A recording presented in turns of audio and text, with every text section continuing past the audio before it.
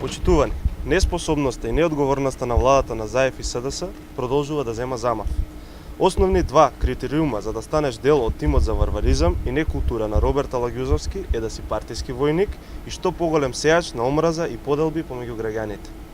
Специјалниот советник за култура на Алагјузовски, Златко Теодосиевски, е уште еден во низата примери на луѓе од кои ЗАЕФ и СДС се воодушевени, бидејќи наврадуваат, се закануваат и се максимално вулгарни во своите јавни настапи, па заради тоа се наградени со функции. Теодосиевски, исто како Грчев, Ѓунер Исмаил, Сашо Тасевски и останатите, стана дел од тимот за лечење фрустрации во културата преку сеење омраза, воден и координиран од Роберт Алагјузовски и неговите сталинистички методи за пресметка со неистомислениците. Златко Теодосиевски во својот најнов наслов поплука врз споменот на Тоше Проевски и мајка Тереза, згрозен што Македонија решила да им одаде почит на овие великани преку изградба на нивни музеи.